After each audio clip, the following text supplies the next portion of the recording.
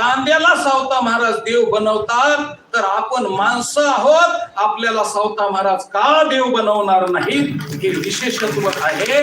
आणि पुन्हा दुसरी गोष्ट तुम्हाला सांगतो, कांदा सावता महाराजाला शरण गेला आणि कांदा सावता महाराजाच्याकडे जाऊन जर देव बनला, तर आपण सावता महाराजाकडे जावं, म्हणजे मग सावता महाराज आपल्याला परिपूर्ण करतील.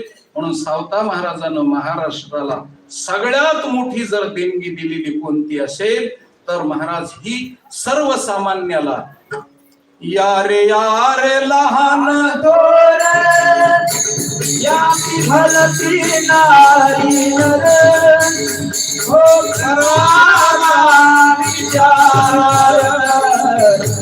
लगे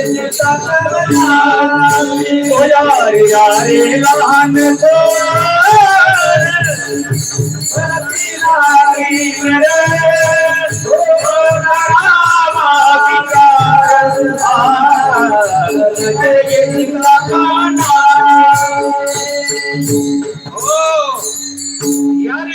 लहान थोर सगळ्यांनी, लहानांनी या, थोरांनी या, स्त्रियांनी या, पुरुषांनी या, हो रोगिष्टांनी या, कुणी बी या, कशाही परिस्थितीत या, पण संताकडे या. संत तुम्हाला आपलंस केल्याशिवाय राहणार नाहीत. महाराज मला बोलण्यासारखं खूप आहे आणि ती सावता महाराजाची आज महाराष्ट्राला वचन आहे, महाराष्ट्राला भाग आहे. काय आहे जीवनामध्ये? काळ नावाच्या एका शक्तीचं सगळ्यांना भय आहे. सगळ्यात भय जर मोठं कशाचं असेल तर काळाचं भय महाराज, काळाचं. हो, आणि ते काळाचं भय नष्ट करण्याकरता सावता महाराजांनी एकच मंत्र दिला आणि ते म्हणजे नामस्मरण दिलं. हो, ते नामस्मरण कुणी बी करा, कुठं बी करा, कशाही परिस्थितीत करा, कशाही अवस्थेत करा. नामस्मरणानं तुम्हाला सगळ्या शक्ती प्राप्त होतील आणि नामस्मरण करण्याकरता कशाचीच गरज लागत नाही. आंघोळ केली तरी चालते, नाही केली तरी चालते. तोंड धुतलं तरी चालतं, नाही धुतलं तरी चालतं. नामस्मरण घ्यायला काही कुठल्या प्रकारे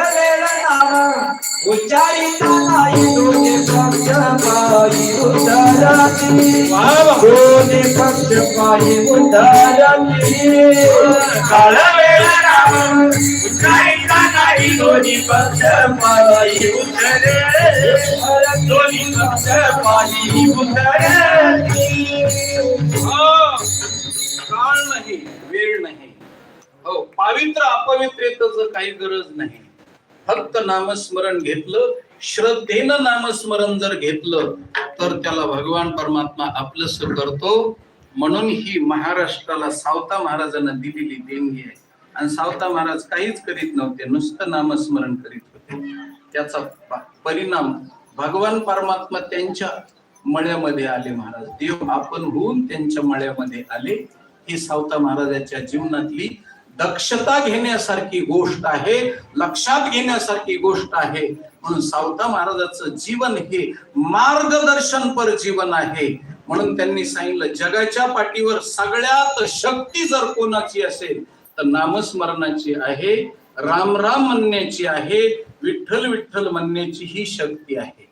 म्हणून जाता जाता सांगतो महाराज, पूर्वीच्या काळामध्ये एकमेकाला भेटल्यावर राम राम म्हणायचे लोक. पूर्वीच्या काळात एकमेकाला भेटले की काय म्हणायचे? राम राम म्हणायचे. आता माणसं सुशिक्षित झाल्यामुळं, खूप शिकलेले सवरलेले असल्यामुळं राम राम म्हणल्याबरोबर तोंडाला भाजल्यासारखं होतं महाराज. हो, आणि तोंडाला पोळायल्यासारखं होतं.